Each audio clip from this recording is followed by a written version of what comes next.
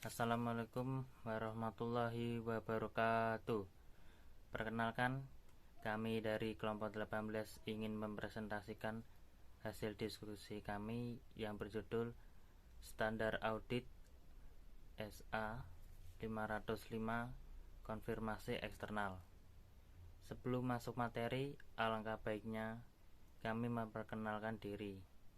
Perkenalkan, nama saya Bagas Iqbal Nur Satriawan dengan NIM 1905520235, mata kuliah Pengauditan 2, program studi akuntansi yang diampu oleh Bapak Arif Himawan Dwi Nugroho. Perkenalkan, nama saya Ronaldo Sunarung, NIM 1905520108. Yang terhormat Bapak Arif Dwi Nugroho selaku dosen pengampu mata pelajaran Pengauditan 2. Perkenalkan, nama saya Marcelino Dwi Haryanto, NIM 1905520175, mata kuliah Pengauditan 2, dosen pengampu Bapak Arif Himawan. Perkenalkan, nama saya Bagas Setia Hermawan, NIM 1905520221, kelas A2 Akuntansi. Selanjutnya, ruang lingkup. Ruang lingkup standar audit atau SA ini berhubungan dengan penggunaan prosedur konfirmasi eksternal oleh auditor untuk memperoleh bukti audit berdasarkan ketentuan standar audit 330 dan standar audit 550. Hal ini tidak ditujukan untuk meminta keterangan tentang litigasi dan klaim yang dibahas dalam standar audit 501. Kedua, prosedur konfirmasi eksternal untuk memperoleh bukti audit. Standar audit 500 mengidentifikasikan bahwa bukti audit dipengaruhi oleh sumber dan sifatnya, dan ini tergantung pada kondisi individual yang dari itu bukti audit tersebut diperoleh. Standar audit juga mencakup generalisasi berikut yang relevan terhadap bukti audit. Selanjutnya, generalisasi yang relevan terhadap bukti audit. Yang pertama, bukti audit lebih andal ketika diperoleh dari sumber independen di luar entitas. Kedua, bukti yang diperoleh secara langsung oleh auditor lebih andal daripada bukti audit yang diperoleh secara tidak langsung atau melalui penarikan kesimpulan sendiri. Yang ketiga, bukti audit lebih andal dari format dokumen, baik dalam bentuk kertas, elektronik, atau media lainnya. Oleh karena itu, tergantung pada kondisi audit, bukti audit dalam bentuk konfirmasi eksternal yang diperoleh auditor secara langsung dari pihak yang dikonfirmasi dapat lebih andal dibandingkan dengan audit dari pihak internal entitas. Standar audit ini bertujuan untuk membantu auditor dalam mendesain dan melakukan prosedur konfirmasi eksternal untuk memperoleh bukti audit yang relevan dan handal. Selanjutnya, standar audit lainnya mengakui pentingnya konfirmasi eksternal sebagai bukti audit. Sebagai contoh, yang pertama, standar audit 330 membahas tanggung jawab auditor untuk mendesain dan mengimplementasikan respon secara keseluruhan terhadap risiko kesalahan penyajian material yang telah ditentukan pada tingkat laporan keuangan. Dan untuk mendesain dan melaksanakan prosedur audit lanjutan yang sifat saat dan luasnya didasarkan pada dan responsif terhadap risiko kesalahan penyajian material yang telah ditentukan pada tingkat arsesri. Di samping itu, standar audit 330 mensyaratkan bahwa terlepas dari risiko kesalahan penyajian material yang telah ditentukan, auditor mendesain dan melaksanakan proses substantif untuk setiap golongan transaksi, saldo akun, dan pengungkapan material.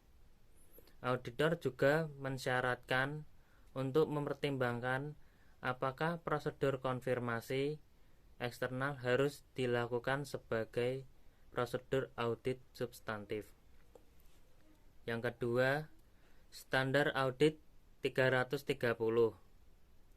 mensyaratkan auditor untuk memperoleh bukti audit yang lebih meyakinkan dengan semakin tingginya tingkat risiko yang ditentukan oleh auditor. Untuk melakukan ini, auditor dapat meningkatkan kuantitas bukti atau memperoleh bukti audit yang lebih relevan atau handal, atau keduanya. Sebagai contoh, auditor dapat lebih menekankan untuk memperoleh bukti secara langsung dari pihak ketiga atau memperoleh bukti pendukung dari beberapa sumber independen. Standar audit 330 juga mengindikasikan bahwa prosedur konfirmasi eksternal dapat membantu auditor dalam memperoleh bukti audit dengan tingkat keandalan tinggi yang diperlukan oleh auditor untuk merespon risiko signifikan atas kesalahan penyajian material, baik yang disebabkan oleh kecurangan maupun kesalahan. Ketiga, standar audit 240 mengindikasikan bahwa auditor dapat mendesain permintaan konfirmasi untuk memperoleh tambahan informasi pendukung sebagai respon atas risiko kesalahan penyajian material yang telah ditentukan disebabkan oleh kecurangan pada tingkat asersi. Keempat, standar audit 500 mengindikasikan bahwa informasi pendukung yang diperoleh dari suatu sumber independen seperti konfirmasi eksternal dapat menambah tingkat keyakinan auditor dibandingkan bukti yang ada dalam catatan akuntansi atau dari representasi manajemen. Selanjutnya, tanggal efektif. Standar audit ini berlaku efektif untuk audit atas laporan keuangan untuk periode yang dimulai pada atau setelah tanggal 1 Januari 2013 untuk emiten atau 1 Januari 2014 untuk entitas selain emiten. Penerapan dini dianjurkan untuk entitas selain emiten. Selanjutnya ada tujuan. Tujuan auditor ketika menggunakan prosedur konfirmasi eksternal adalah untuk mendesain dan melaksanakan prosedur tersebut untuk memperoleh bukti audit relevan dan andal. Definisi. Untuk tujuan standar ini, istilah berikut memiliki makna. Pertama, konfirmasi eksternal. Bukti audit yang diperoleh suatu respon tertulis langsung kepada auditor dari pihak ketiga atau pihak yang dikonfirmasikan, baik dalam bentuk kertas atau secara elektronik atau media lainnya. Yang kedua, permintaan konfirmasi positif. Suatu permintaan konfirmasi kepada pihak ketiga untuk merespon secara langsung kepada auditor yang menunjukkan apakah pihak yang dikonfirmasikan tersebut setuju atau tidak setuju dengan informasi yang dapat dalam permintaan, konfirmasi atau menyediakan informasi yang diminta. Yang ketiga, permintaan konfirmasi negatif. Suatu permintaan konfirmasi kepada pihak ketiga untuk merespons secara langsung kepada auditor hanya jika pihak yang dikonfirmasikan tidak setuju dengan informasi yang dapat dalam permintaan konfirmasi. Yang keempat, tanpa respon. Suatu kegagalan dari pihak yang dikonfirmasikan untuk merespon sebagian atau secara penuh terhadap permintaan konfirmasi positif atau sebuah permintaan konfirmasi yang kembali karena tidak sampai ke tangan pihak yang dikonfirmasi. Yang kelima, penyimpangan. Suatu respon yang menunjukkan perbedaan antara informasi yang diminta untuk dikonfirmasikan atau informasi yang terdapat dalam catatan entitas dengan informasi yang disediakan oleh pihak yang dikonfirmasi. Ketentuan dibagi menjadi 5 bagian. Pertama, prosedur konfirmasi eksternal. Kedua, penolakan manajemen untuk mengizinkan auditor mengirimkan permintaan konfirmasi. Ketiga, hasil produser konfirmasi eksternal. Keempat, konfirmasi negatif. 5. Pengevaluasi atau bukti yang diperoleh. Prosedur konfirmasi eksternal. Penggunaan menggunakan prosedur konfirmasi eksternal, auditor wajib mengendalikan seluruh proses permintaan konfirmasi, termasuk menentukan informasi harus dikonfirmasi atau akan diminta, memilih siapa yang akan diminta untuk dikonfirmasinya, merancang permintaan konfirmasi, termasuk menentukan siapa atau pada tingkat apa yang dituju dan diinformasi langsung disampaikan kepada auditor, mengirimkan formulir konfirmasi, termasuk permintaan informasi tindak lanjut jika diperlukan kepada pihak yang diminta informasinya. Penolakan manajemen untuk mengizinkan auditor mengirimkan permintaan konfirmasi. Jika manajemen menolak untuk memperbolehkan auditor mengirimkan permintaan konfirmasi, maka auditor harus melakukan hal berikut. Pertama, meminta keterangan tentang alasan manajemen untuk menolak dan mencari bukti audit tentang validitas dan memadai alasan tersebut. Yang kedua, mengevaluasi implikasi penolakan manajemen atas penilaian auditor terhadap risiko kesalahan penyajian material yang relevan, termasuk risiko kecurangan dan sifat, waktu dan luas prosedur audit lain lanjutkan. Yang ketiga, melakukan prosedur audit alternatif yang didesain untuk memperoleh bukti audit yang relevan dan adil. Jika auditor menyimpulkan bahwa penolakan manajemen untuk memperoleh auditor mengirimkan permintaan konfirmasi adalah tidak masuk akal, atau auditor tidak dapat memperoleh bukti audit yang relevan dan adil dari prosedur audit alternatif, auditor harus mengomunikasikan hal tersebut dengan pihak yang bertanggung jawab atas tata kelola. Auditor harus juga mempertimbangkan implikasi terhadap audit dan opini auditor. Yang kedua, konfirmasi negatif. Konfirmasi negatif merupakan bukti audit yang kurang meyakinkan dibandingkan konfirmasi positif. Oleh karena itu, auditor tidak harus menggunakan permintaan konfirmasi negatif sebagai prosedur audit substantif tunggal untuk yang ditunjukkan untuk suatu risiko yang ditentukan kesalahan penyajian material pada tingkat asersi, kecuali jika terdapat semua hal berikut. Yang pertama, auditor telah menentukan risiko kesalahan penyajian material adalah rendah dan telah memperoleh bukti audit cukup dan layak tentang efektivitas operasi pengendalian yang relevan dan asersi.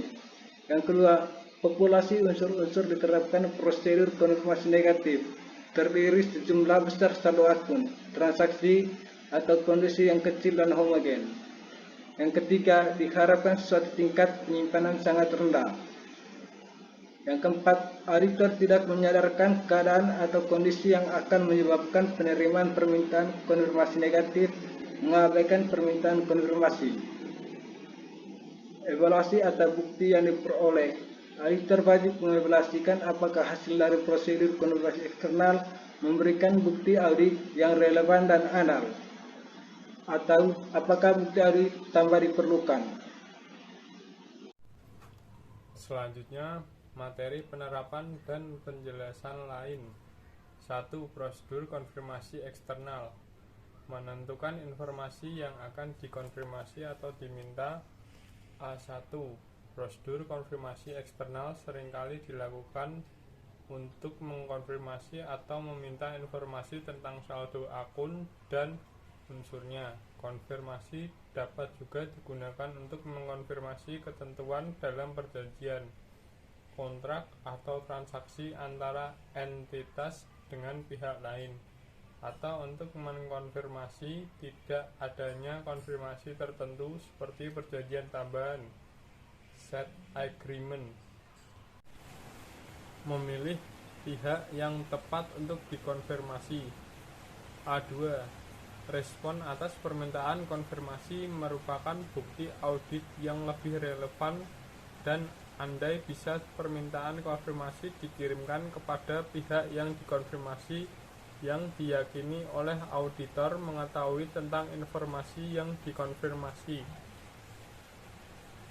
Sebagai contoh, seorang personel institusi keuangan yang berpengetahuan tentang transaksi atau pengaturan yang kepadanya permintaan konfirmasi ditunjukkan merupakan orang yang paling tepat di institusi keuangan tersebut untuk dimintai konfirmasi. Selanjutnya, mendesain permintaan konfirmasi. Format permintaan konfirmasi dapat secara langsung mempengaruhi tingkat respon konfirmasi, keandalan, dan sifat dari bukti audit yang diperoleh dari respon. 4. Faktor yang dipertimbangkan pada saat mendesain permintaan konfirmasi mencakup A. Asersi yang ingin dituju. B. Resiko kesalahan penyajian material yang teridentifikasi spesifik termasuk resiko kecurangan. C. Susunan dan penyajian permintaan konfirmasi. D. Pengalaman sebelum tentang audit atau perikatan serupa. E. Metode komunikasi. Sebagai contoh, dalam bentuk kertas, elektronik, atau media lainnya. F. Otorisasi manajemen atau dorongan kepada pihak yang dikonfirmasi untuk merespon kepada auditor. G. Kemampuan pihak yang dikonfirmasi untuk merespon atau menyediakan informasi yang diminta. A5.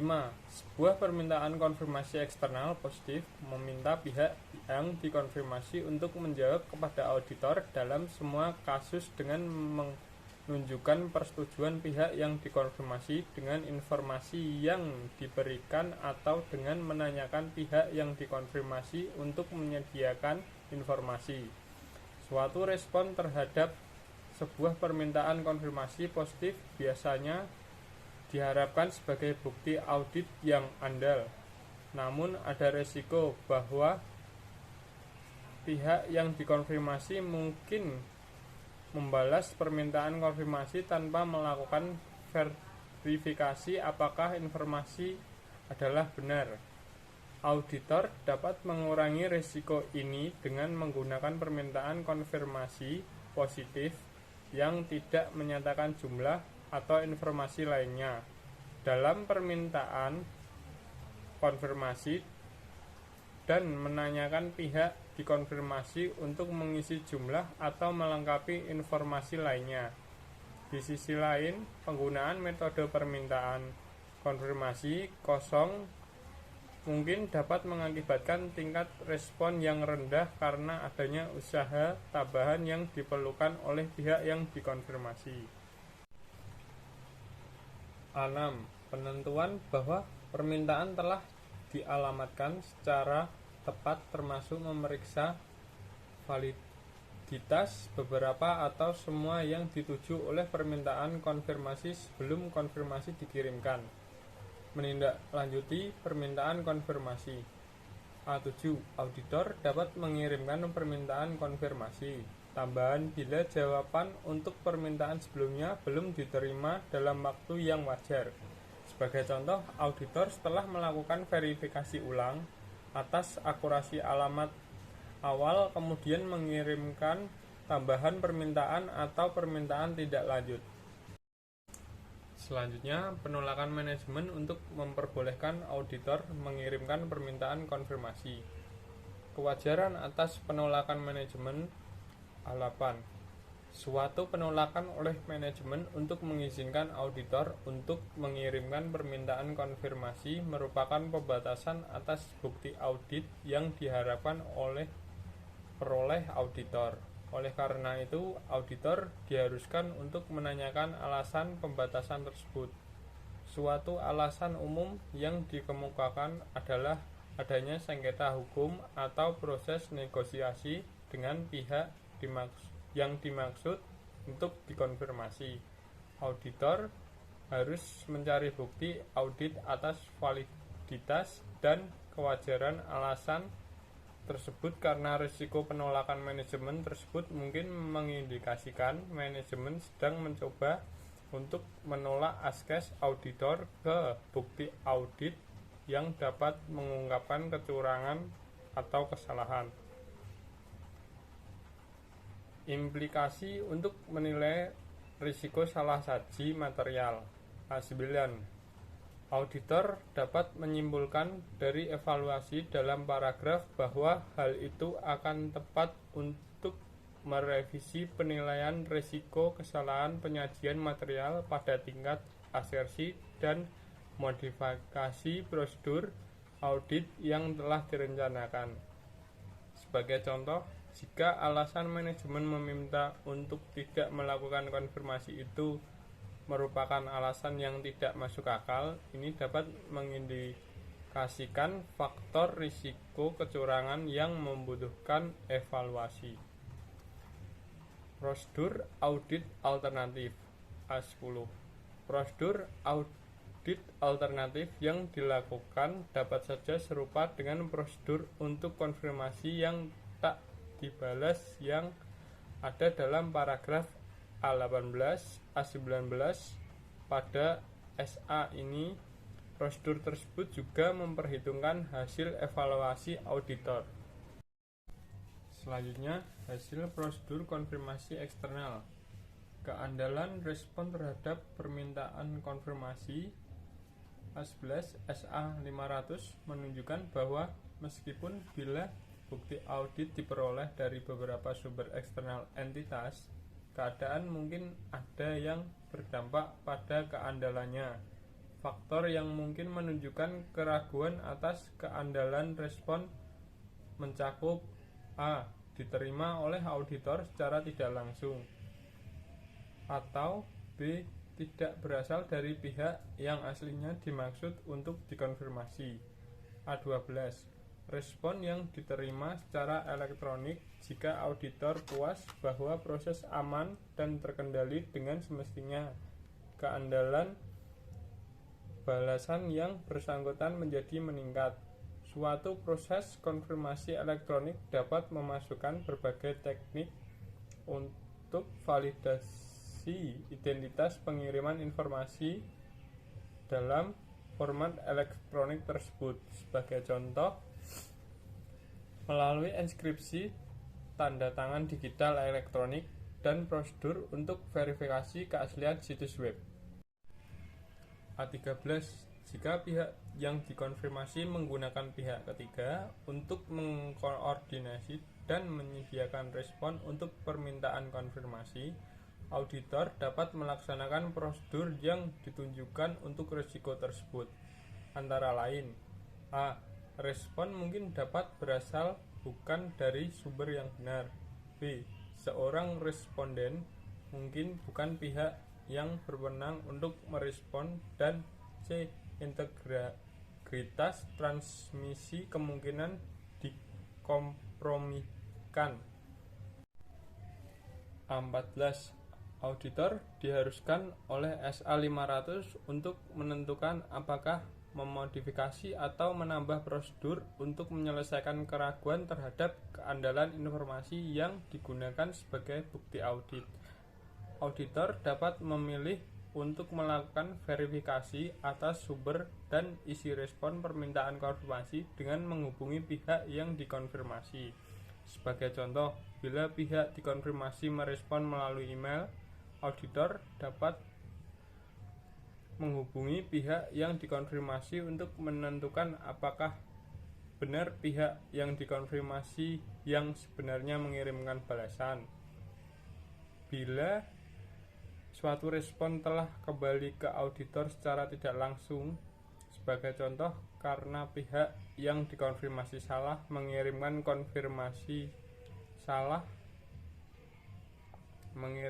konfirmasi kepada entitas daripada mengirimkan kepada auditor, auditor dapat meminta pihak yang dikonfirmasi untuk merespon secara tertulis langsung kepada auditor. A15. Suatu respon lisan terhadap suatu permintaan konfirmasi tidak memenuhi definisi sebagai konfirmasi eksternal karena bukan merupakan respon tertulis secara langsung kepada auditor. Namun, pada waktu memperoleh respon lisan atas permintaan konfirmasi auditor, mungkin tergantung pada keadaan meminta pihak yang dikonfirmasi untuk merespon secara tertulis langsung kepada auditor. Jika respon tersebut tidak diterima sesuai dengan paragraf 12, auditor mencari bukti audit lainnya untuk mendukung informasi dalam respon lisan tersebut.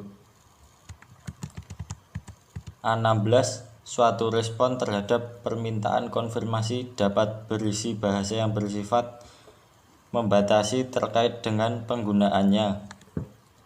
Pembatasan tersebut tidak perlu mengurangi keandalan respon tersebut sebagai bukti audit. Respon yang tidak dapat diandalkan. 17. Bila auditor menyimpulkan bahwa suatu respon tidak dapat diandalkan, auditor mungkin perlu untuk merevisi penentuan risiko kesalahan penyajian material pada tingkat asersi dan memodifikasi prosedur audit yang direncanakan. Sebagai contoh, suatu respon yang tidak dapat diandalkan dapat menunjukkan faktor risiko kecurangan yang menuntut untuk evaluasi. Tidak direspon. A18. Contoh prosedur audit alternatif yang dapat dilakukan oleh auditor mencakup: A. Untuk saldo akun piutang, memeriksa penerimaan kas khusus setelah tanggal neraca, dokumen pengiriman, dan penjualan mendekati akhir periode. B.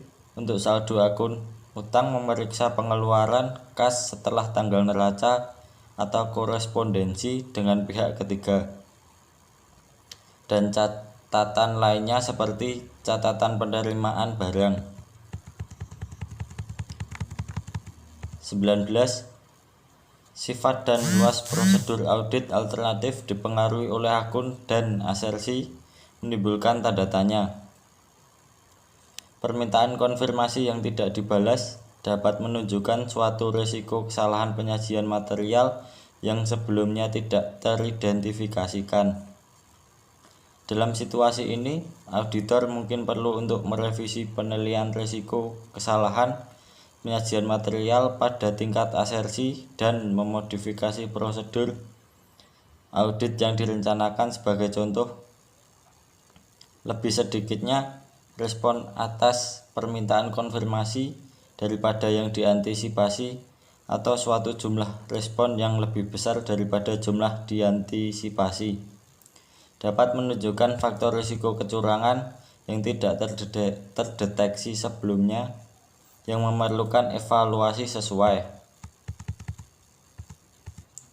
Penggunaan suatu respon atas permintaan konfirmasi positif diperlukan untuk memperoleh bukti audit yang cukup dan tepat.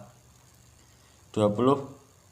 Dalam keadaan tertentu, auditor dapat mengidentifikasi suatu risiko kesalahan penyajian material yang telah ditentukan pada tingkat asersi, yang untuk itu respon terhadap permintaan konfirmasi positif diperlukan untuk memperoleh bukti audit yang cukup dan tepat. Keadaan seperti itu dapat mencangkup A.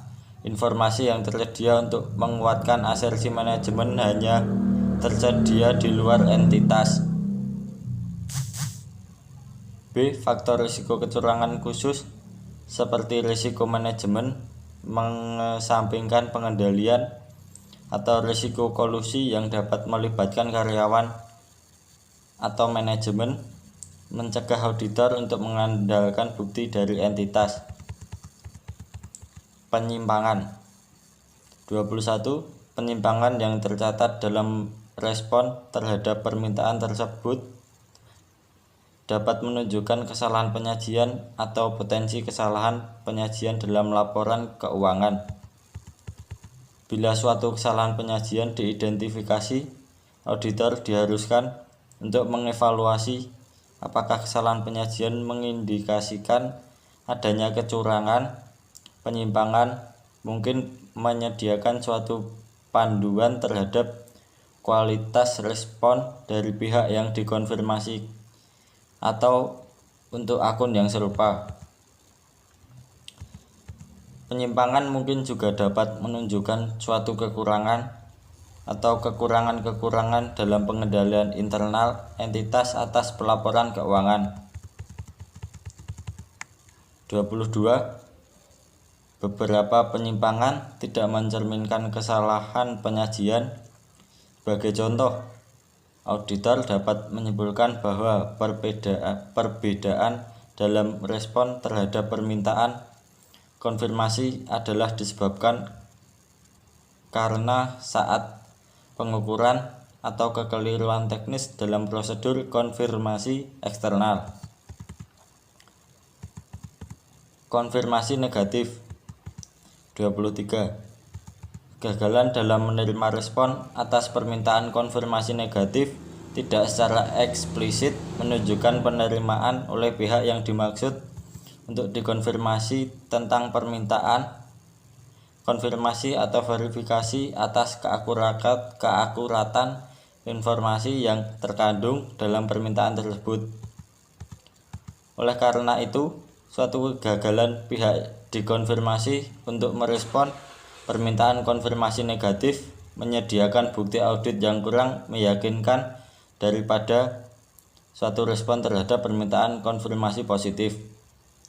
Sebagai contoh, pemilik rekening bank kemungkinan besar lebih merespon bila mereka yakin bahwa saldo pada akun mereka tercatat lebih kecil daripada yang tercantum dalam permintaan konfirmasi. Namun, kemungkinan lebih kecil merespon bila mereka yakin saldo akun mereka tercatat lebih besar. Oleh karena itu, pengiriman permintaan konfirmasi negatif kepada pemilik rekening bank mungkin merupakan prosedur yang bermanfaat dalam mempertimbangkan apakah saldo tersebut lebih kecil, namun mungkin efektif jika auditor mencari bukti tentang lebih saji saldo tersebut. Mengevaluasi atas bukti yang diperoleh.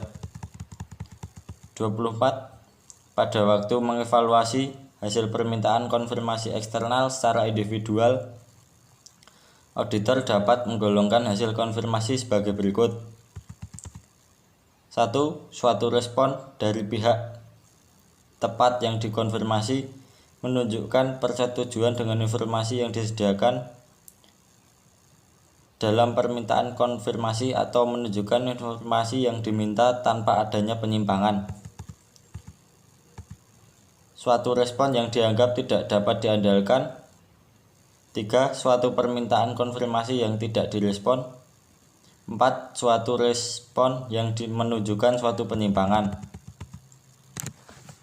25. Pengevaluasian oleh auditor. Bila dengan memperhitungkan prosedur audit lain yang mungkin dilakukan oleh auditor dapat membantu auditor dalam menyimpulkan apakah bukti audit yang cukup dan tepat telah diperoleh dan apakah bukti audit diperlukan.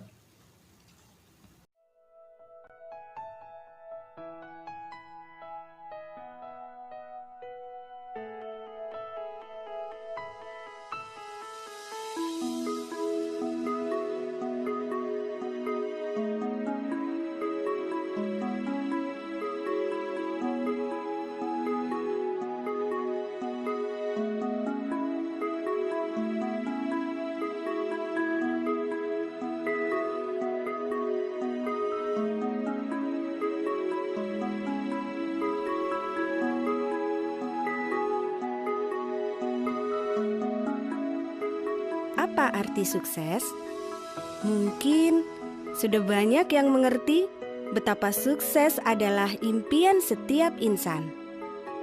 Sukses adalah sebuah langkah maju melalui perjalanan yang sangat panjang, dengan perjuangan dan pengorbanan yang tidak singkat untuk meraih sebuah impian.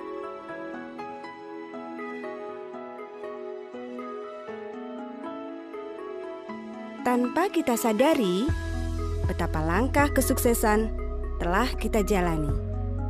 Bahkan dimulai dari hal terkecil yang kita temui dalam kehidupan sehari-hari. Dan di kampus ini kita ciptakan para calon generasi sukses Indonesia di bawah bimbingan tenaga pengajar profesional yang sangat berpengalaman, yang selalu menanamkan rasa cinta kasih dan kekeluargaan dalam setiap proses pembelajaran. Kampus ini terdiri dari 6 fakultas, yaitu Fakultas Ekonomika dan Bisnis, Teknologi Informasi, Bahasa dan Ilmu Budaya, Hukum, Teknik, Pariwisata, serta dilengkapi dengan program pasca sarjana dan program pendidikan profesi akuntansi. Berbagai fasilitas yang ada siap mendukung proses pembelajaran. Di sini juga diajarkan kurikulum yang menekankan akan pentingnya suatu konsep, memiliki kemampuan untuk menganalisa suatu masalah, serta mengedukasi antar sesama mahasiswa. Ya, sesama mahasiswa, tanpa memandang dari satu sudut pandang, tanpa memandang dari mana kita berasal.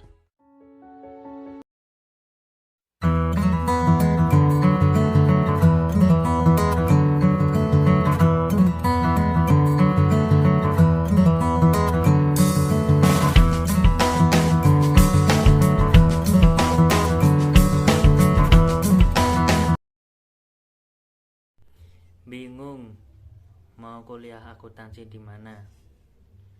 Benar, jawabannya adalah di Fakultas Ekonomi dan Bisnis Unisbank Semarang. Dengan dosen yang kompeten pada bidangnya, kita dilatih untuk siap menghadapi dunia kerja.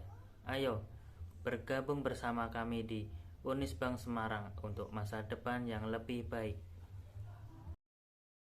Motivasi saya adalah diri kita di masa depan menunggu peran kita saat ini. Masa depan adalah akumulasi dari diri kita saat ini. Setidaknya di masa depan kita tidak mulai dari awal karena sudah kita mulai dari saat ini. Jika langkah kita tidak direstui orang tua, maka sampaikanlah tujuan kita, kenapa kita mau ambil langkah itu secara detail. Perbanyakkan obrolan-obrolan kecil hari ini untuk membangun dan saling mengetahui apa mau kita. Impian kita haruslah selaras dengan misi, agar kita lebih mudah untuk memulainya. Kuatkan niat dan didorongkan dengan nilai. Maksudnya adalah berbicaralah jika kita mengetahui dan diamlah ketika kita tidak tahu apa yang dibicarakan. Lihatlah apa bakat kemampuan kita, karena Allah menciptakan kita untuk menjadi pemimpin atau khalifah di muka bumi ini.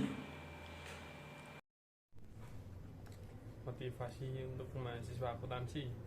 Awalnya belajar akuntansi saya pikir seperti matematika, tapi ternyata tidak. Belajar akuntansi lebih luas dari perhitungan. Jadi saran saya lebih teliti dan jeli adalah kunci utama, dan jangan sampai ketinggalan step awal sampai akhir. Kalau sampai tertinggal maka semuanya akan berantakan. Jadi tetap semangat untuk menjalaninya. Masih kuliah di Universitas Stikubang Semarang. Pertama, Universitas Stikubang memiliki dosen yang profesional dan kompeten pada bidangnya sesuai dengan mata kuliah yang diampu. Kedua, kurikulum disesuaikan dengan kondisi pandemik seperti saat ini, yakni dengan menerapkan pendidikan berbasis otonom sehingga didapatkan metode pendidikan yang tidak hanya efektif namun juga tepat sasaran. Ketiga, terdidik disiplin selama proses pendidikan akan membangun karakter dan kepribadian yang kuat dan taat terhadap tata tertib serta aturan yang berlaku pada kehidupan sehari-hari maupun di dunia kerja. Sekian presentasi dari kelompok kami. Jika ada salah kata yang kurang berkenan, mohon dimaafkan. Akhir kata dari kami, wassalamualaikum warahmatullahi wabarakatuh.